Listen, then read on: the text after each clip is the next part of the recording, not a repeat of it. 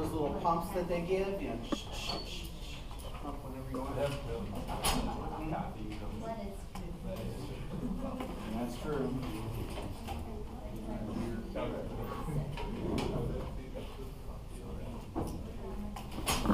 All right, it's been a while since we've done this. Questions about your homework? Last problem, last section. Okay, that's the problem. All right.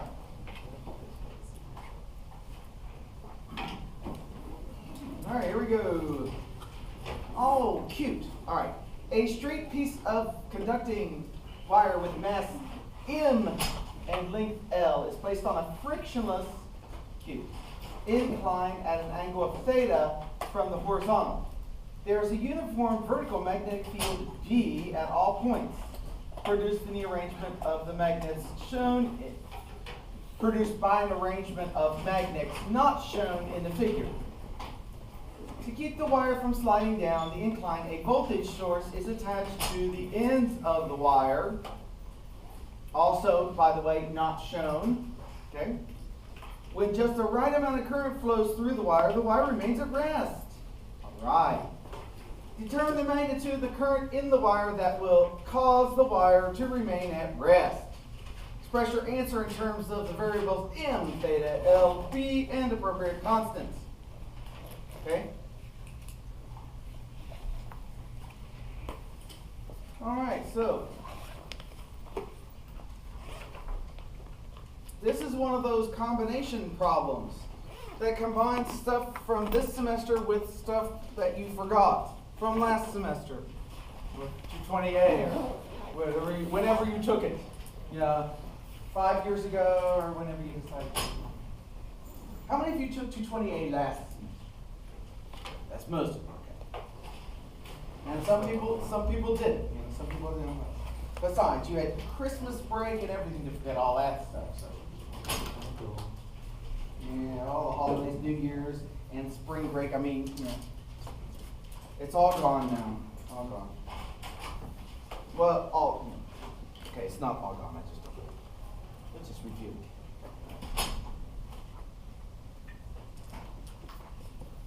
Okay, so this is problem 2761.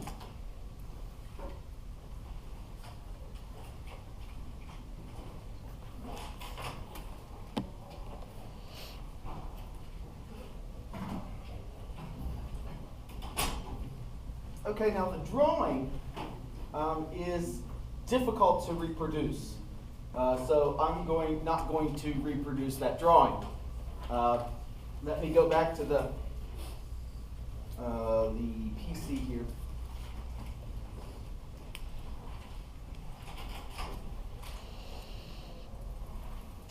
There, I might turn back to this there. Now it's great big. Okay, you can see it. And so whenever I need it, I'll pull back to this drawing. But what I want to do is, this is actually a force problem. This is a force problem. So we're going to be talking about the forces on this wire, the forces on that wire. Okay, so we're going to talk about the forces on that wire. Okay. So now the view that I want to draw, because we're trying to keep it from sliding down what? So what is this thing called from Physics 100A? This thing, what do we call it? It's an incline. So what I'm going to do is go draw a view from the side, so I can look at the forces that are along that incline that we had from before. Okay, so that's what I'm going to do for my drawing.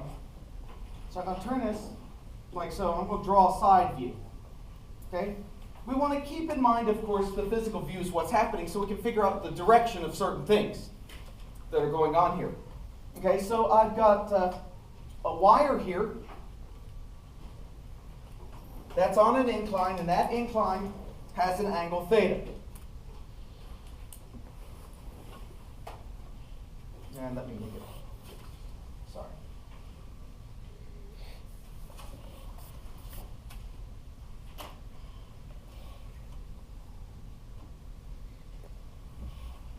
How's that? Better? There we go. Okay.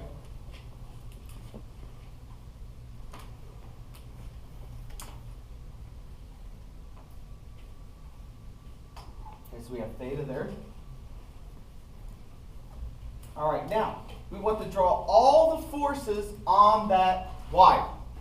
All the forces on that wire. What forces do we have on that wire? NG sine of theta. Well, that's one component of a particular force that's on the wire. Okay. Let's go back to the beginning. We have gravity on the wire. As far as I know, there's no friction. Did they mention friction in this thing? No. Okay, so there's no friction. So we have the weight of the object. Okay, the weight of the object. We have a normal force because we've got the plane that's producing a normal force. Okay, which direction is the normal force? Perpendicular to the surface. Perpendicular to the plane, the surface. Okay, there's the normal force. Now there's also going to be a magnetic force on this. And I want to figure out what direction that magnetic force is going to be. Okay, what direction that magnetic force is going to be. Okay, first of all, we can figure out something right now. Okay? Because I'm gonna ask it this way. And I think it actually, if I go back over here,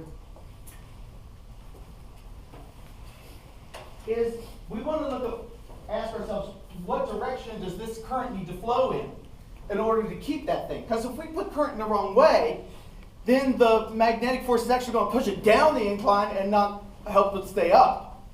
So we want to put the current the correct way in order to do that. Now I'm going to go back to our sideways picture. Okay, so in this picture here, current is either going to flow to the left or to the right. Okay, to the left or to the right. In our picture here, which direction would the current be? It's in or out. I don't know which way it is, in or out. The magnetic field in this case is, so I'm going to draw another little diagram here. Drawing diagrams all over the place today. Oh, I'll save the paper by doing this. Sorry.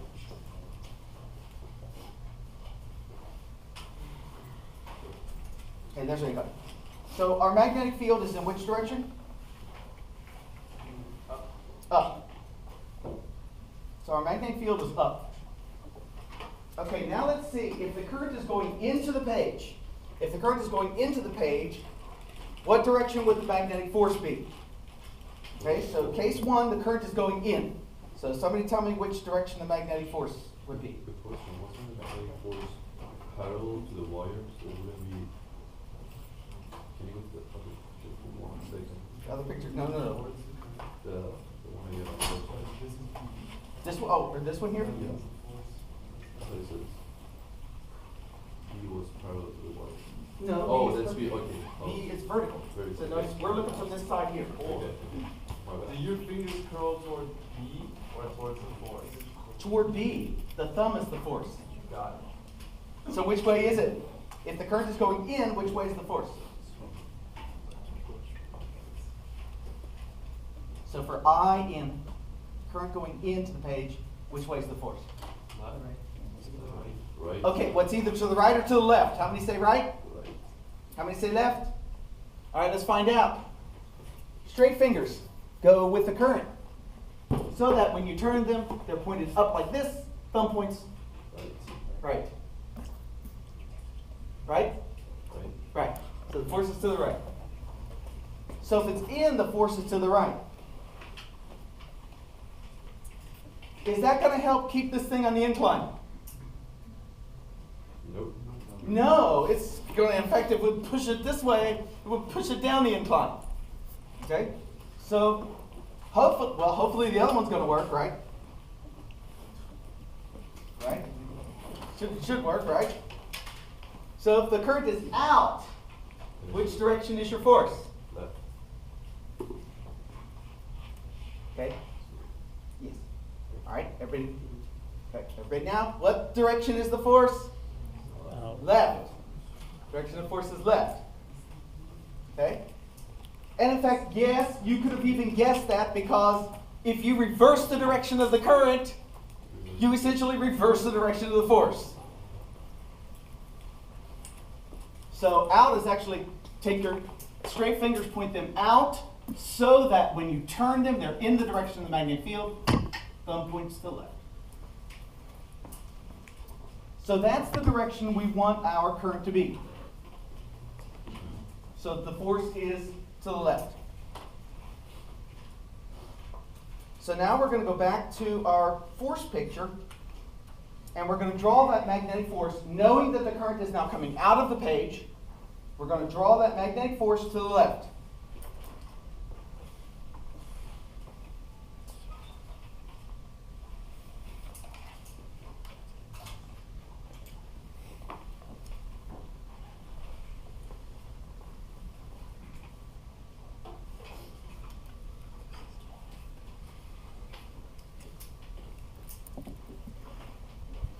All right, now, the stuff from nightmares.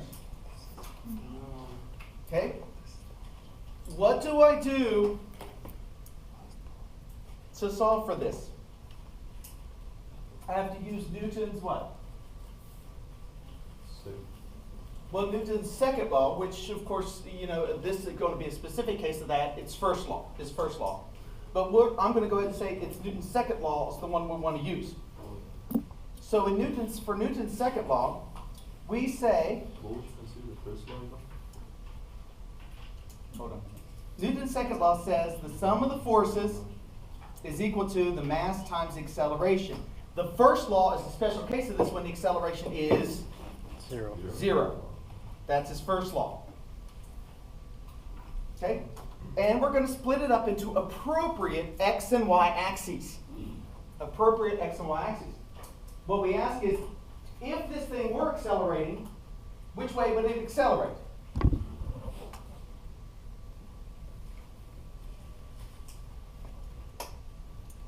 Doesn't the problem ask for equilibrium? It does.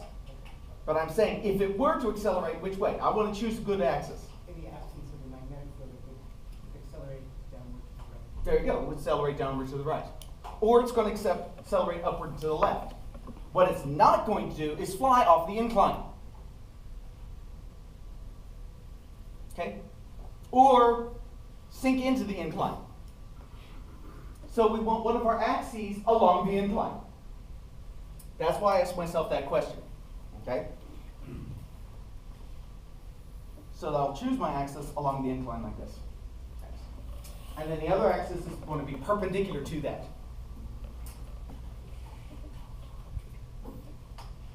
Now, I understand when you're dealing with equilibrium problems, i.e. Newton's first law, you can choose other axes besides, you don't really have to worry so much about the acceleration thing. But if I want to ask myself anything else about this other than equilibrium, such as I would ask myself, what if the current were larger than that? What would be the acceleration? Or what if the current were too small? What would the acceleration be? Then I would have to go return to these axes to figure that out. That's why even in equilibrium, I'm going to use these axes so I know the most information about the problem itself, the situation itself. Okay? Okay, so now what we have to do is you have to break up the forces which you need to break up. Break up the required forces.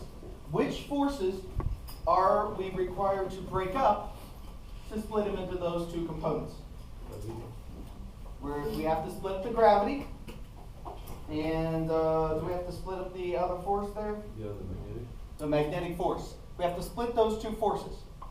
So now, here's a trick that I do. This is what I do with these all the time. And just to keep reminding myself of how to draw it. What I do is, no matter what the angle I'm given in my incline, and this is just a trick I do, and then I try to draw it well enough. Okay? If you guys are going to be engineers, hopefully you've started doing some mechanical drawing. You kind of want to be that careful, even in your freehand, so that you can remember how this works. Because what I do is I always make a triangle so that my right triangle that I draw the plane on, so that one of the angles, one of the acute angles, is definitely smaller than the other one. And I put theta for the smaller of the two angles, no matter what angle I'm given. So if I were given 80 degrees for this, I would draw it, I would still draw it like this, so I can keep track of my angles. Just so I can keep track of my angles. Now for this one, it's not too hard. The angle in question is right here. That's the angle in question. Okay, that angle is that angle because it's the same. What happens here is that it's corresponding angles. You've got these two lines are parallel because they're both parallel to the ground.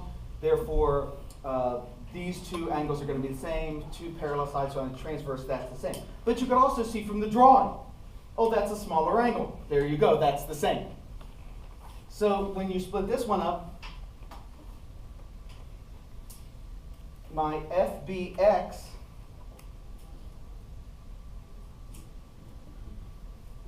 would be FB times what?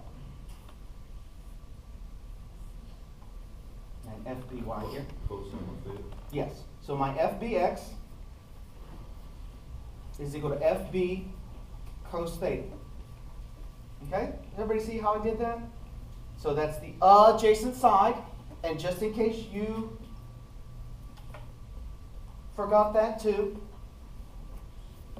there's a good old thing that I always still will write down sometimes when my brain panics. Okay? So, ka, toa. Okay? How many of you have seen so, ka, toa before? Okay? It's a nice little mnemonic device you can use to remember the three basic trigonometric functions. Sine is opposite over hypotenuse. Cosine is adjacent over hypotenuse. Tangent is opposite over adjacent. So that's...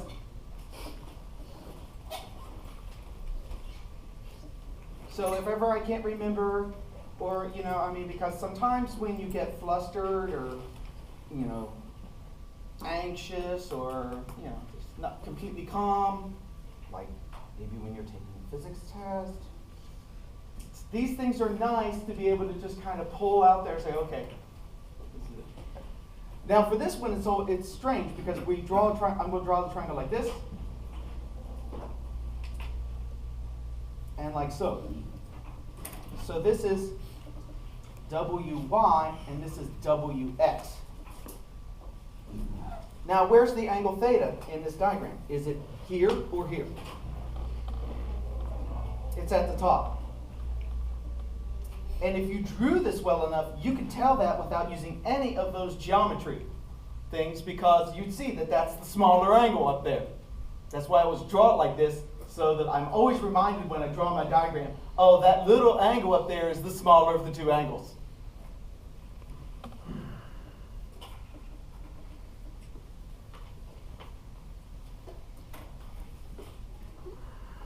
So let's complete our little chart down here. FBY is FB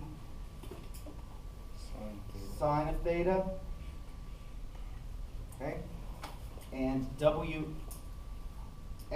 is W times what? It's the opposite side here, so it's cosine. And WY is... Or WX should be your W sine theta. Yeah, see, there you go. Aha. This is cosine theta. Now there's one more thing we need to do with these, is that we want to look at the directions on these things. And here the F force in the x direction is negative. Okay, so we want to make sure that we note that. So we want to put that negative sign in there. And here the y force here is negative.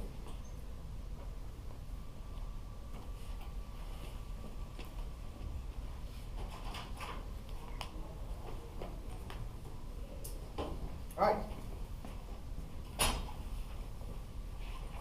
Now you might have gotten through that quicker, and it's fine, because you might have remembered how to draw these things and just do it. But I wanted to go through that just because it has been a while since you've had to do those things. And these things you'll be doing for ages and ages, and when you take your statics and dynamics class, and you just all the time. All right, so now let's write down our Newton's second law here. Sum of the forces.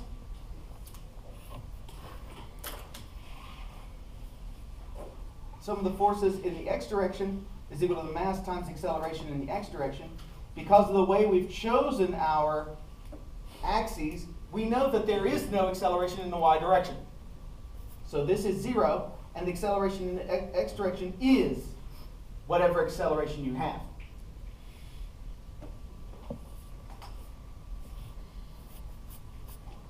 So let's plug in our forces in the x direction. What components do we have in the x direction? We have w sine theta minus fb cosine theta. And now we'll get specific because we're told this thing is not to move, and so therefore this must be 0.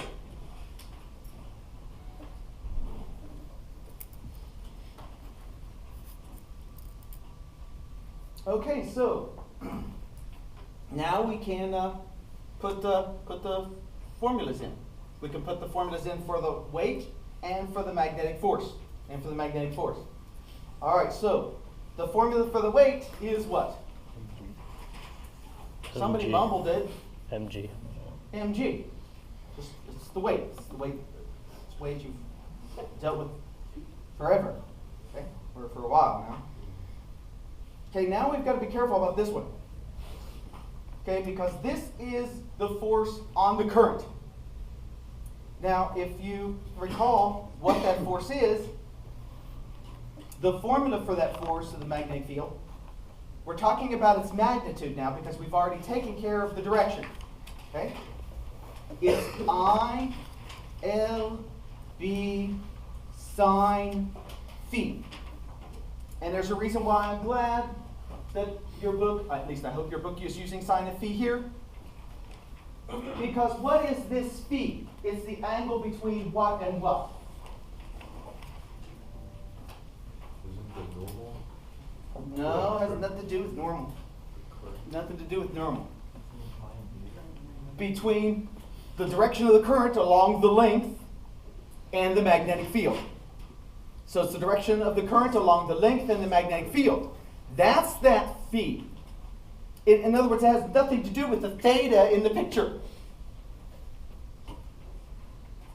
There's nothing to do with the theta in the picture. It's the angle between the current and the magnetic field. So let's take a look at this. It's a lot easier to see what that angle is here. What's the angle between the length of the bar and the magnetic field? 90 degrees. Sine of 90 degrees is? 1. 1. 1. You hope it's not 0. Okay?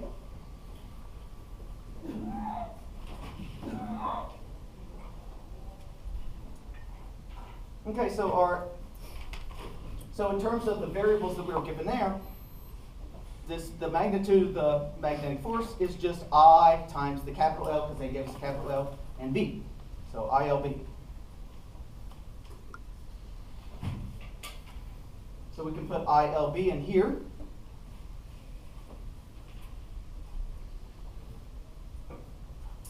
And now we can solve for the current that we need. We can solve for the current we need.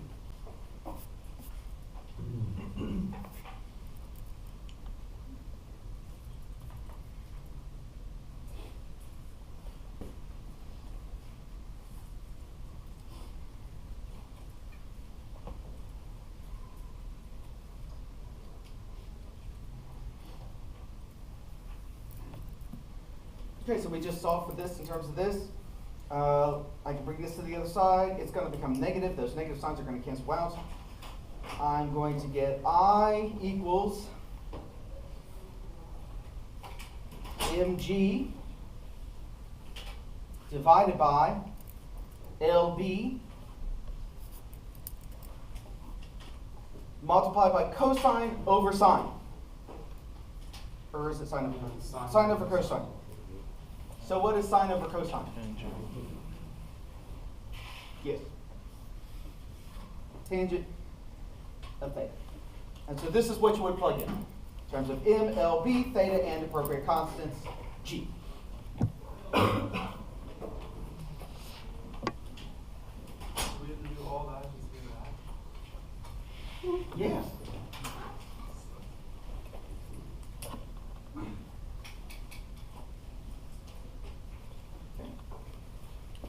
All right. so now let's go look at part B of this question. All right, so determine the direction of the current in the wire that will cause the wire to remain at rest. So in other words, the current must be directed from right to left or from left to right. We could actually do this to practice our right-hand rule, again, by using this drawing instead of the other one. In this case, which direction do we want our force to be? Well, let's see. Let's say the current is going this way. Okay? Say the current is going from left to right. Let's do this. Straight fingers in the direction of that current, so that when you turn them, they are in the direction of the magnetic field. Thumb is pointing in the direction of the force. The force in this case would be what? Out. It would be out. Now, is that going to hold that on there? If it's out? No. It's going to come this way. Okay?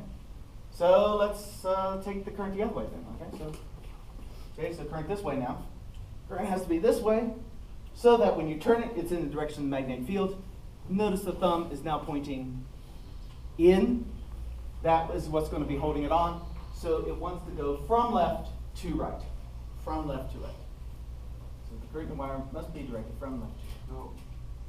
Oh, right to left. I'm sorry, I mixed it up.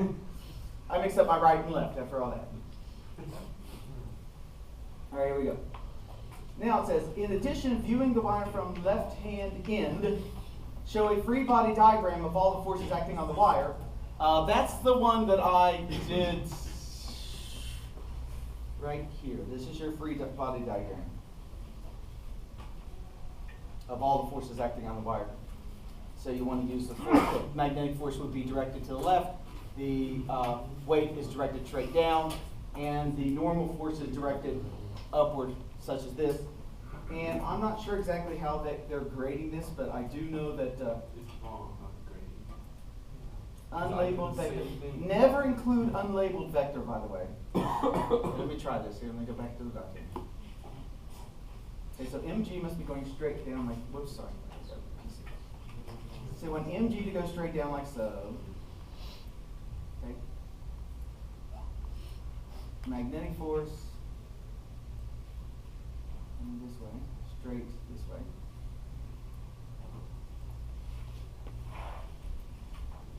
Normal force, now hopefully, wait, why is it not displaying the sum of the three vectors here?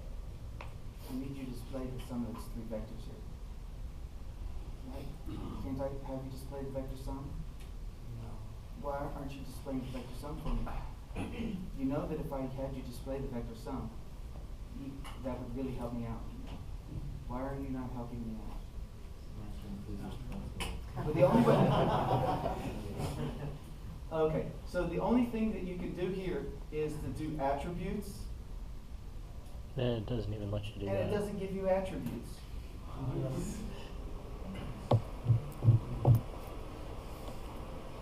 Okay, let's see if this works and see what it says. It just says, oh, it said correct? Mine was, I did the same thing. mine was a lot longer on the end when I gave you the correct answer. It nearly went to the edge of the entire box. And it still gave you the correct answer? Yeah, well, that's what it said was correct. I got it wrong because that's kind of what I did. Yeah, I got it wrong. But like the end was enormous.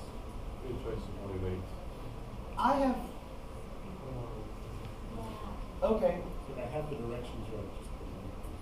I want to forgive the attributes now. No, nothing. Oh, yeah, I'll figure it Yeah, out. but If that's where you had the problem, okay. I said, yeah, it's fine. Figure out how to. There was another problem. Not this problem, but another one. I forgot which one it was. Does anybody remember which one was the one where we had to rank the A, B, C, D, and E? Oh, you mean this crazy thing? Okay, so on the very bottom one, Alright. it asks to rank them all without D's, and it's actually ranking them. And I got the answer right twice, and it still gave me the wrong answer. And when it printed out the correct answer, it was the same exact thing that I put. Wow, okay, I'll check into this. I'm not sure what's going on. I think the company just wanted to, they're making more money because they changed editions or whatever, but, all right, let's go ahead and do this then. Said now assuming that all the particles A, B, C have the same magnitude of electric charge, rank the particles A, B, C, D on the basis of their speed. So the faster they are, the wider the curve. Okay? The faster they are, the wider the curve, as long as they have the, wait a minute.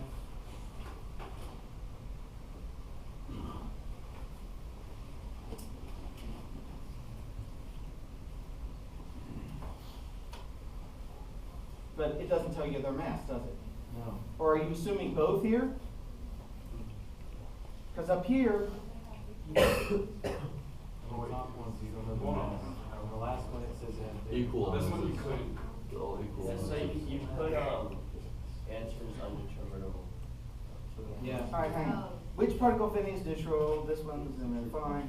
Okay, that's fine. Which particle is negatively charged? That would be A. All the other three go to the left. This one, it can't be determined because basis of their speed, there's no way because we need to know the mass. And we need to know the charge. We don't know the mass or the specific charge of the particle. So there's no way to know. So we say this. But aren't they all, they're equal mass? Does it say, where does it say that? First line, it says equal mass, so you just need to, no, the question, On the left. look at the. Oh, the top of the question. They're all equal. 5? Oh, okay, sorry. All right, thank you. Equal. So this one you still don't know. It's me. And then this one, wait, this one, basis of the speed. This one you don't know, this one you don't know. This one you should be able to know because if they're all equal charged and they all have equal mass, then the wider the speed, the wider the curves. So the trick is that A and B here, it looks a little tricky. 1, 2, 3, 4 to the middle. 1, 2, 3, 4. Is that the middle? No. No, A is 4.5. A is bigger than B. So Yeah. A should be bigger than A, B. C, And C and E should be the same, and they should be the smallest, so let's put them on top of each other like that. So let's see if that works. Yeah, it works for me. So you did that and it didn't? Yeah. It just shows the answer, it's not the right answer. It shows your previous answers. I'll check your previous answers. Check your previous answers, let me know. Okay, any other questions on this?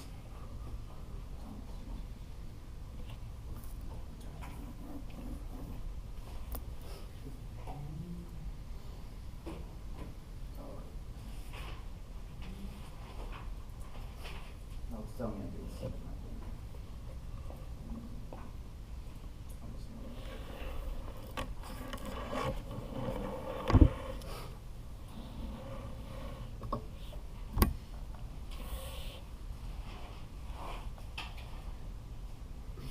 All right, let's go on to the next chapter. Joy, joy, joy. Okay. Sources of magnetic fields. Okay.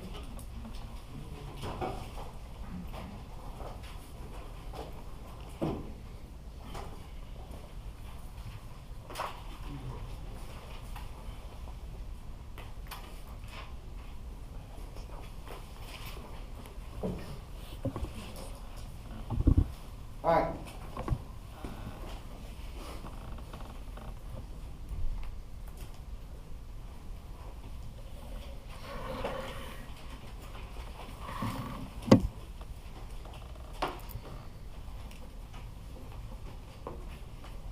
Okay, for all the differences that we've talked about with the electricity and magnetism, and in the last chapter we've made a bit of distinctions, there is a beautiful symmetry when we're talking about electricity and magnetism. So what I'm going to do is I'm going to say, take a look at the electric force and magnetic force.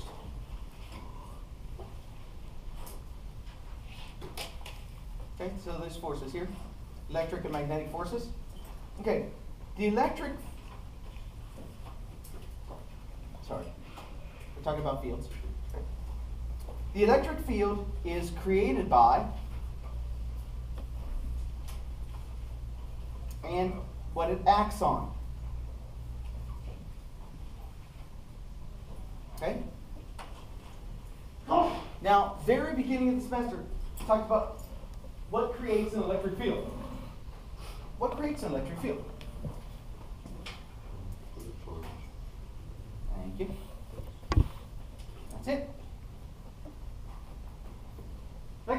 created by charges. Okay? Electric fields are created by charges. Okay? They act on. But yes, that's correct. Okay? If you didn't hear him, he blurted out before I could let the question soak in to everybody else, other charges, which by the way is correct. Okay? Other charges. Okay? So they're created by charges, they act on other charges. That's the way electric fields work.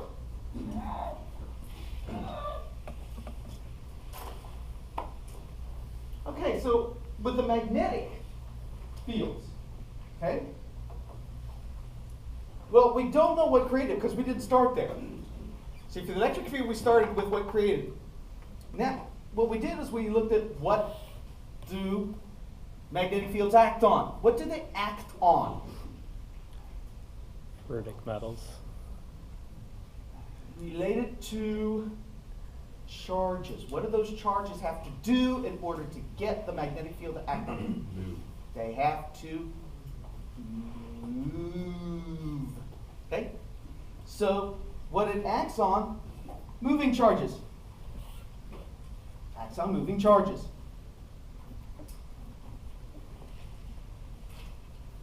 Okay? So now, let's fill in the last piece of our beautiful symmetric hint puzzle. So, if these magnetic fields are acting on moving charges, then they must have been created by other moving charges. See? Other moving charges. There we go.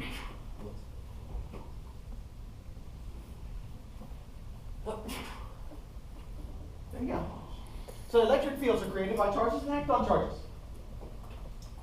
Magnetic fields are created by moving charges, i.e. currents, and act on other moving charges, i.e. currents. Yes?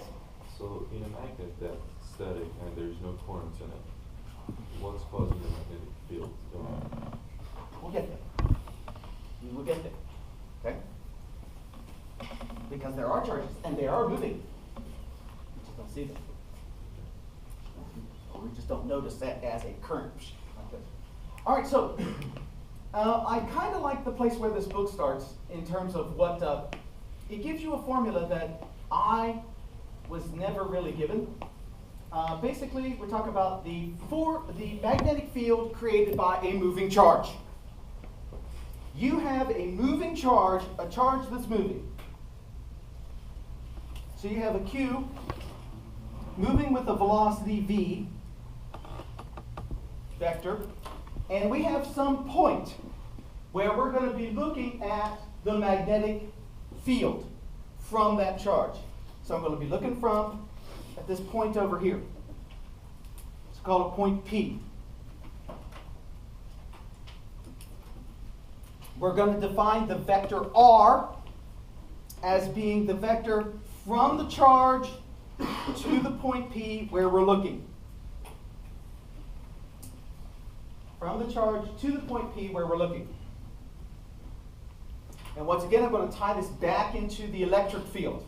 I'm going to tie this back into the electric field. So here's our magnetic. We did something very similar with the electric field. We had a charge Q. We had a point P. And we had our vector R.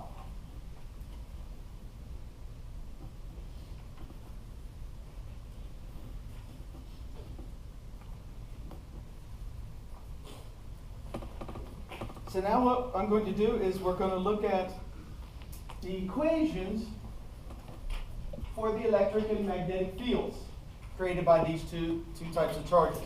Now we have our big fancy vector format for this, just like we had the big fancy vector format for the electric field. So let me write down the big fancy formats, okay? So you can say it. So the electric field, recall, was Q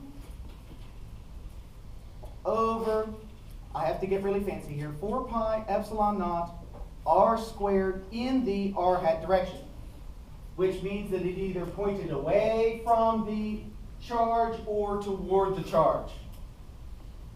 Away from the charge or toward the charge. Now the magnetic field fancy formula looks even messier than the electric field fancy formula. Magnetic field fancy formula looks like this. Of course, I kind of reversed it. You want to put this under there. Okay, so, sorry.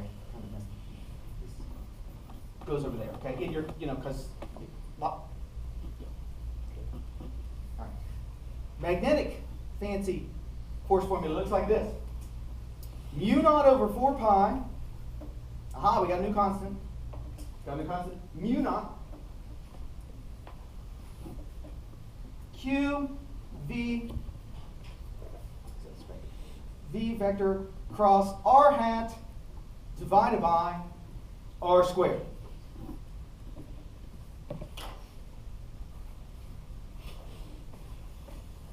Yuck. Okay? It's very, very confusing. But now let me break these two formulas up. I'm going to break them up into the essential parts of the formulas. Okay? So the first thing I want to do is I want to talk about the magnitude of each one. The magnitude and direction for each one of these formulas. So for the electric field,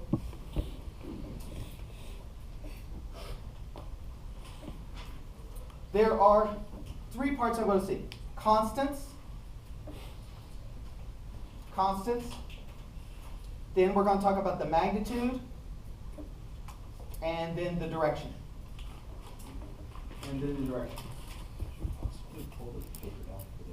Oh, so you can see this? So you can see the fancy formulas? Yeah. I kind of messed up my little diagram on the fancy formulas, so I didn't want to look at them anymore, but there you go. Because I messed it up. All right, now the constants for the electric field. Constant for the electric field is 1 over 4 pi epsilon naught. So notice there's a 4 pi and an epsilon naught. Okay? 4 pi and an epsilon naught. In the magnetic field, the constants that you have are mu naught over 4 pi. So you can see there's that constant that's out front. You've got the electric permittivity of free space and the magnetic susceptibility of free space. That's that mu naught. Tell you what mu naught is in a bit.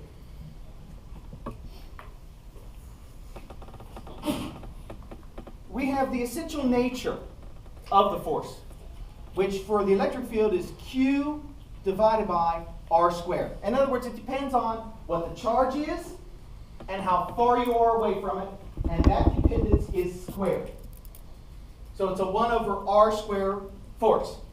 It's 1 over R squared force. The direction here, R hat, which means that it points away from a positive charge and toward a negative charge. That's what the electric field will do. It will point away from a positive charge and toward a negative charge. Now, what does this look like in terms of the essential constant? This is very rarely broken up. In fact, I've never seen anybody break it up like I'm about to do it. Because this is kind of the simplest form of writing this. V vector crossed R hat. Problem is that's a little confusing because the R hat is essentially just the direction of R. That's the direction of R. With the magnitude of the R hat vector being 1. Now, I've seen it go the other way, and your book actually goes the other way too. Because one way to write R hat is to write R vector divided by the magnitude R. And that will give you R hat, the unit vector. And so then what the they do is they say, well, B is equal to QV cross R vector divided by R cubed. And then you have to work with that. However, that's very confusing because that's not the essential nature of this force, of this field. The essential nature of the field would be to work with magnitudes. So let me break off the V magnitude. I'm going to break off the V magnitude here by saying that I'm going to go the other way and say that V vector is equal to V, the magnitude of the velocity, multiplied by the direction of the velocity, which I can indicate by saying V what? V hat. V hat.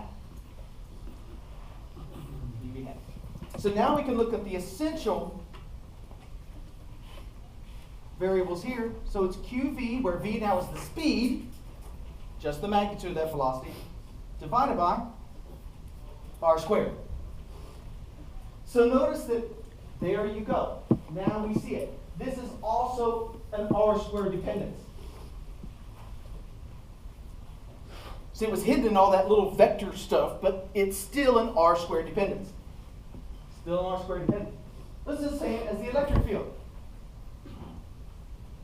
And this does make sense because there are so many R squared forces. There are so many things that are creating R squared fields. Such as gravity is an R squared force. If you remember the chapter, if you went over with Newton's law of gravity, the general law, the big G, capital G, what you found is there's a constant G, the essentials, the two masses, divided by R squared. And it's because we live in 3 dimensions. Because what we do is we assume that the force or the field creation is getting spread out over a larger and larger area as you get farther and farther away from the particle. That's why these factors of 4 pi come in here. That's why you get R squareds. In fact, if we were going to be better about Newton's law of gravity, if he wanted to be better about it, he would have taken 4 pi out of his constant.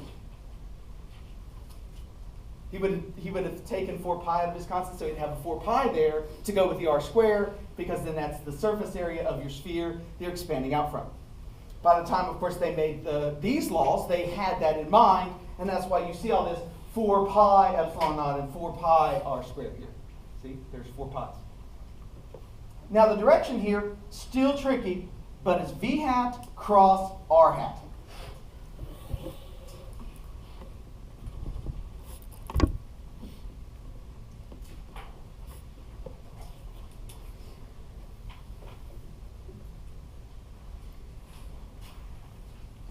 So in other words, to find out what this is, if we go back to here, and we want to look at the direction of the magnetic field created at that point by this charge.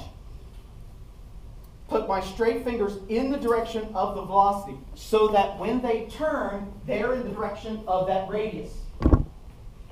Direction of velocity, so that when they turn, they're in the direction of the radius. The thumb is going to point in which direction of the magnetic field at point P, which in this case would be into the board at point P. So that's the magnetic field created by a single moving charge. Single moving charge. We generally have lots of moving charges, not just single moving charges. We have lots of them. And so then we want to talk about the magnetic field from a current element. From a current element.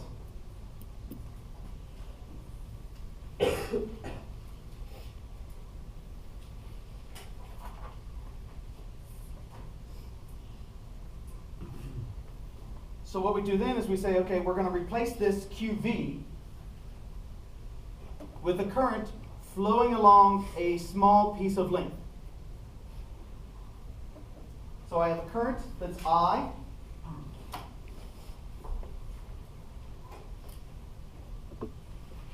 Moving along a length. Now, here's the reason why you can't have magnetic monopoles, all right? I can't just have current flowing from here to there. without having like charge built up in one area and being taken away from the other. Charge must be conserved. So I would have to take into account the charge built up if I have just a little current there. So generally what happens is we say, well, we've actually got this small piece of current and we're extending that far out. But we want to just find out what the contribution is from this little piece of current. The little piece of current. So the little piece of current, we call it DL, that little piece, DL. Current is moving along DL.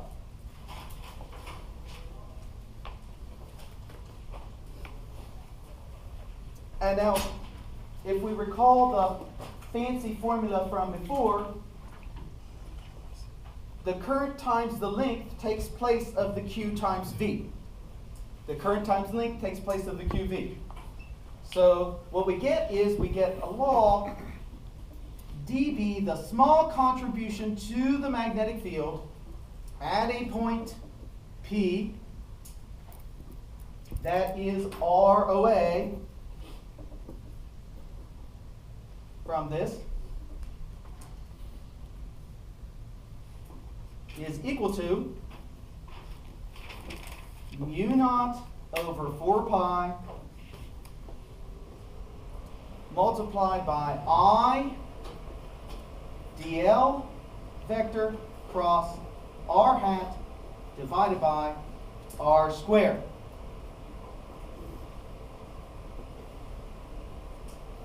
What horrendous fun you get.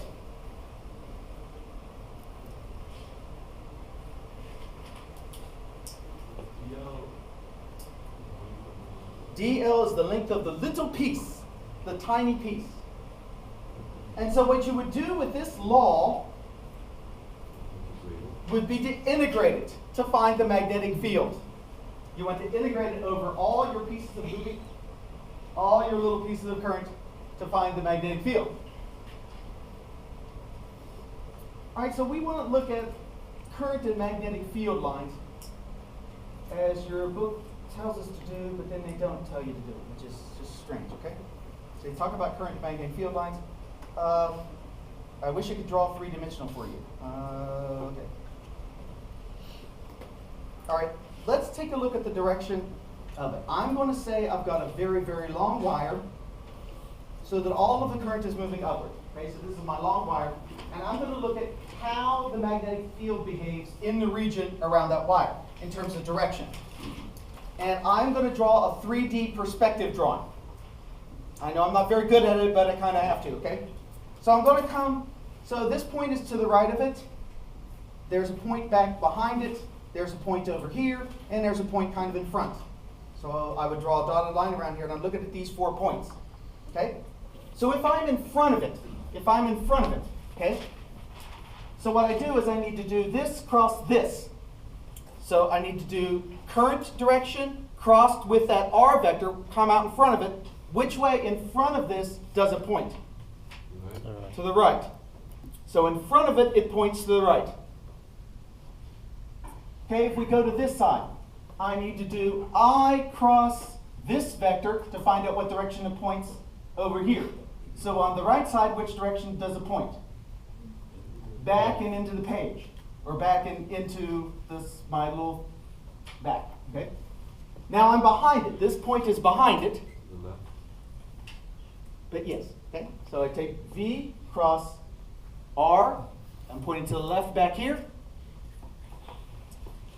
And over here, which direction is this going to point? Out. So what happens, if we look at the directions at each of these points here, this one points here, this one points here, this one points here, this one points here. Notice the direction of the magnetic field is always perpendicular to the current and perpendicular to the radius. So it's perpendicular to both current and the radius of where you are from it.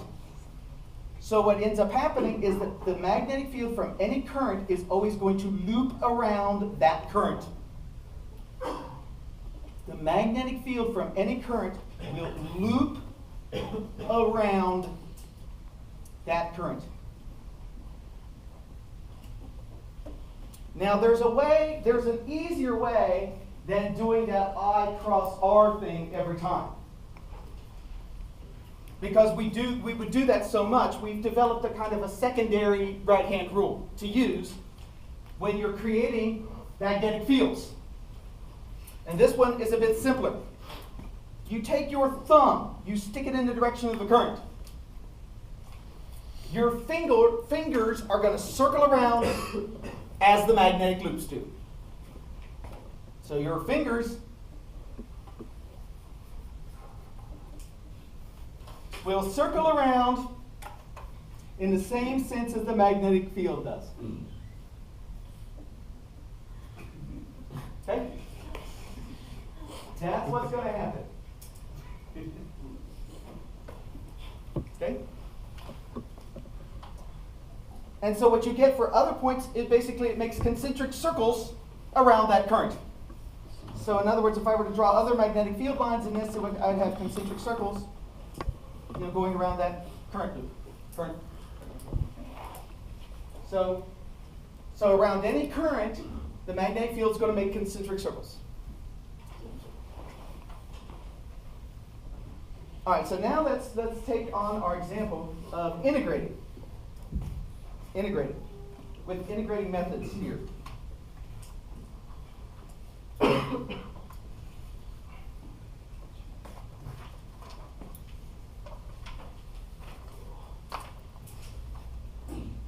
All right, so we're going to take the example of a current piece, a piece of current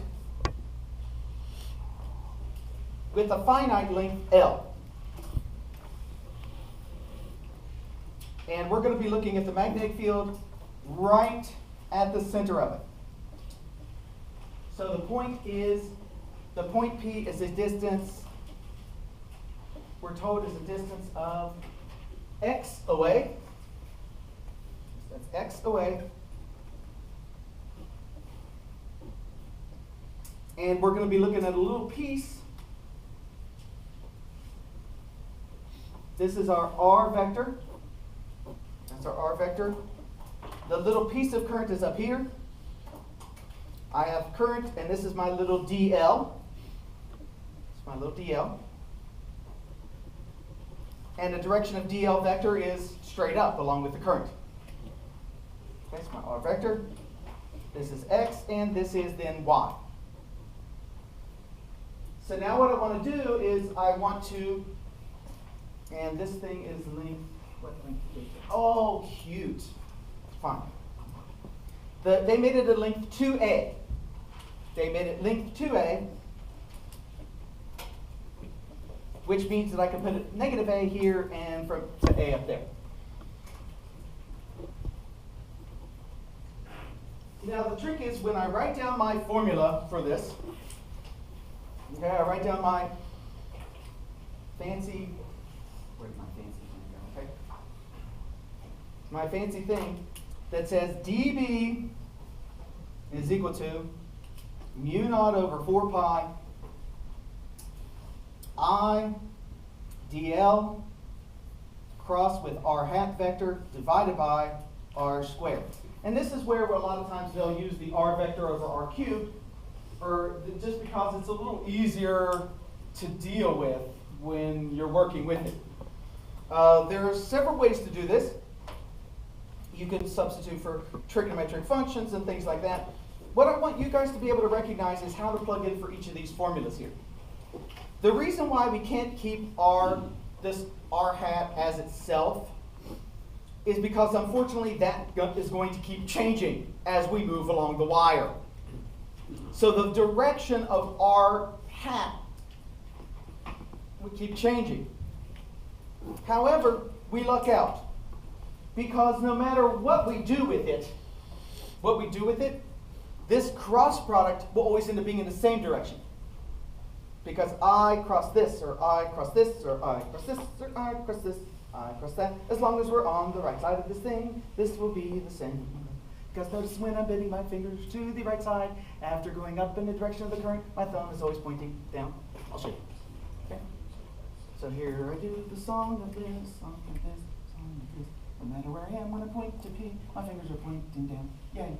They're pointing down. Okay? You were hired by Disney, weren't you? No, I wasn't. And I wouldn't, sometimes you think you might want to work there, and then I listened to other customers and realized that I would have been fired by Disney. Either that or they would keep me in the back room and only let me out when I. All right, so we got this. Okay, so all the points are into the page here. Okay. So we can set up this integral.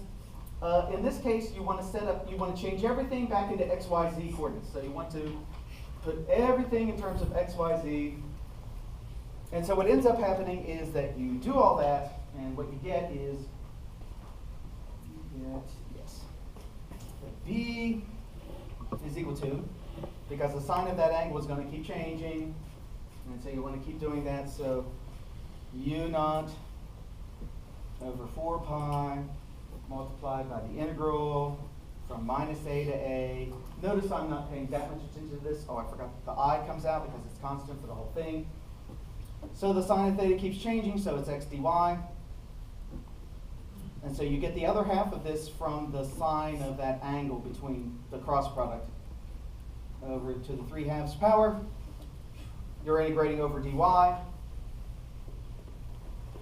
And so you get a mess, but it looks like this.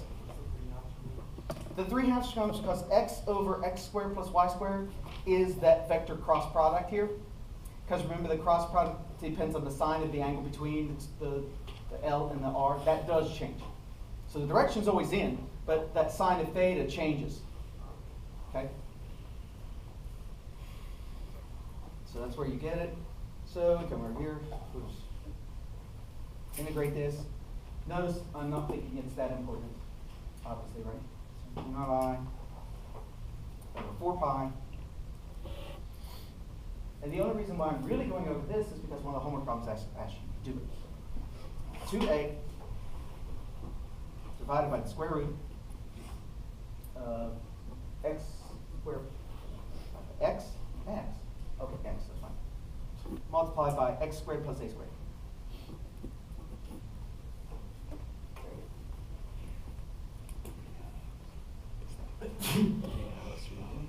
Yeah, 3/2.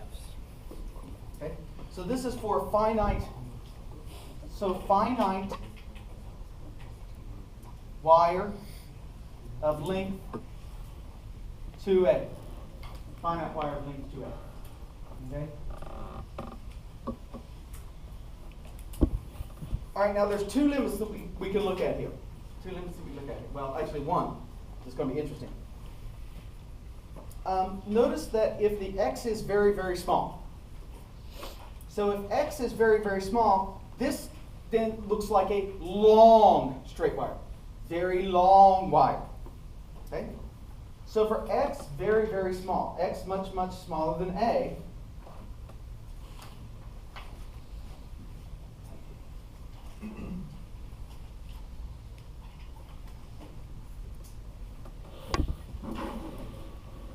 then x squared plus a squared is approximately a squared, because if x is much, much smaller than a, we can neglect it when we're adding it to that. And the square root of a squared then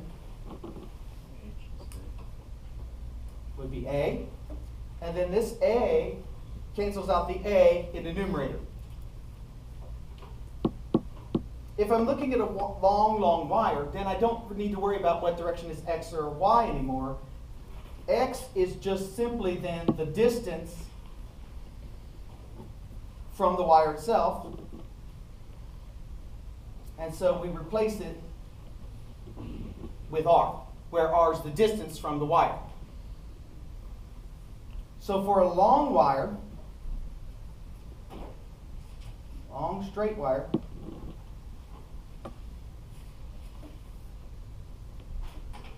we get that the magnetic field is equal to mu naught I over 2 pi r.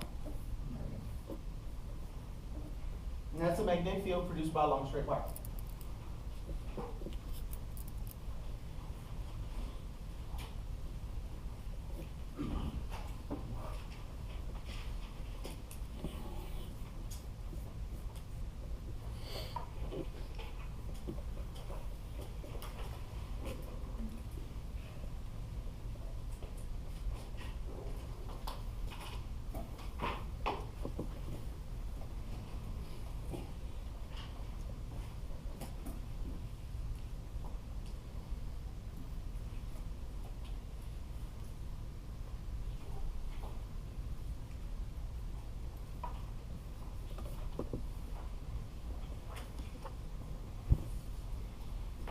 Okay, so now, let's say we have two wires.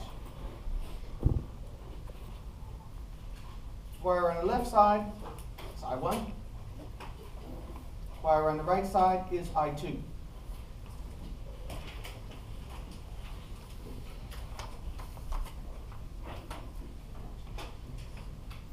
And I want to look at a little piece of this wire, L, and a little piece of this wire, L. Now we can think of this as one or two ways, all right? Because now I've got two currents here.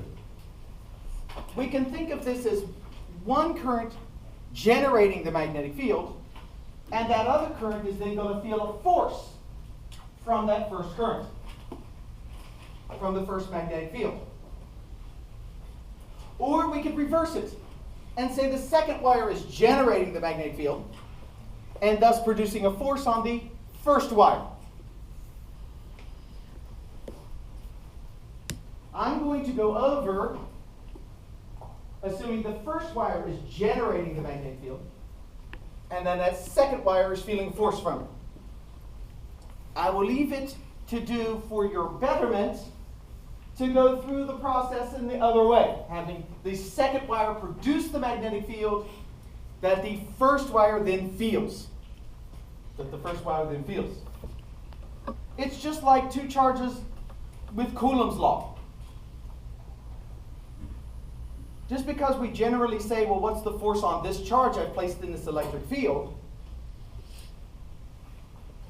You could do it the other way. You could say, what's the force on this charge from this one? So let's take a look at this, okay? So first of all, the distance between these is, and I do want to be a little bit consistent with your textbook, so what distance that they're saying is between those two wires. They say that between these two wires is the distance R. So you've got two wires separated by distance R, and what we want to do is we want to find out what is the force between those two wires. So I'm going to take the force of this piece of wire L over here. Force on that piece of wire. So let's generate the magnetic field over there. Okay? First of all, the magnitude, and I'll call it B1. Because the magnetic field produced by the first wire.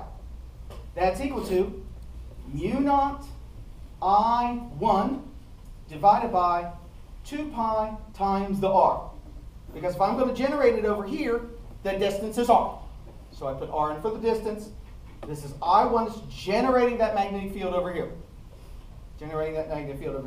Okay, what direction would that magnetic field be? And now let's use our into and out of the page ideas. So you're going to take your thumb and point it in the direction of I1 and go over to where I2 is and find out what the direction is. So we go over to put your thumb in the direction of I1. When I get over to where I2 is, what am I doing? In terms of our three-dimensional x's and whatever, what direction is that? It's into the page. So when I go over there, it's into the page. So my B1 is over here into the page. This is my B1. So my B1 is over here and into the page. Okay, now my force on I2 from that is the current, which is I2, multiplied by the length, IL, this little piece we're looking at, this L, multiplied by the magnetic field where it is B1. And now let's take a look at the angle between this current, I2, and B1. What is the angle between the current and B1? 90. 90 degrees. So sine of 90 degrees. Okay, so let us see what happens. So the force on 2 is equal to, well, I want to plug in what B1 is. So it's I2 times L times mu naught I1 divided by 2 pi R. Sine of 90 degrees is 1. We rearrange this, and we get that that force is equal to mu naught I1, I2 divided by 2 pi R multiplied by L.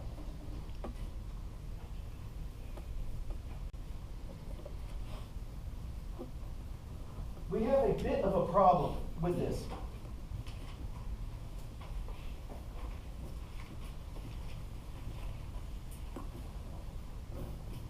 And that problem comes from the fact that L is ambiguous because the wires are long. So when I have a very long wire, the L is ambiguous. So we can't just talk about a force on the wire itself.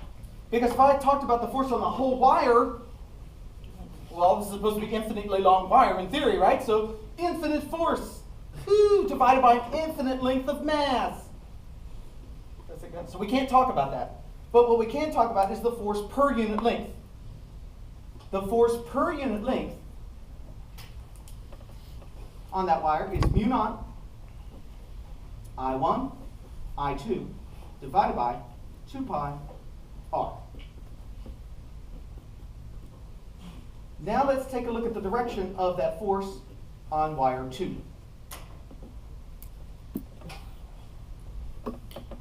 Take your straight fingers, point them in the direction of the current, so that when they turn, they are turning into the page.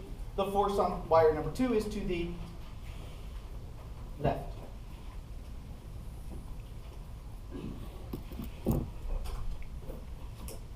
What your exercise, by the way, should show, when you calculate the force on this one, you should get the same numbers, because notice it's nice and symmetric. It doesn't matter which one I call 1 and 2.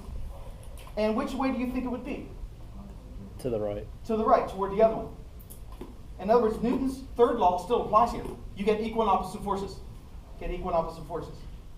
But there's one thing I haven't told you about that now I can. Mu naught. And the definition of the ampere. We define the ampere in such a way. 1 ampere is that unvarying current that, if present in each of 2 parallel conductors of infinite length and 1 meter apart in empty space, causes each one to experience a force of exactly 2 times 10 to the negative 7 newtons per meter of length. So in other words, we force this to be 2 times 10 to the negative 7 newtons per meter when we plug 1s in for all these 3 things. So your mu naught is exactly 4 pi times 10 to the negative 7 Tesla meter per ampere.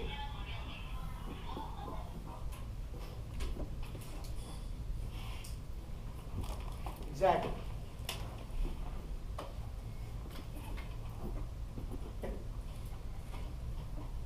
That's it for today. Tesla meter per ampere. Tesla meter per ampere.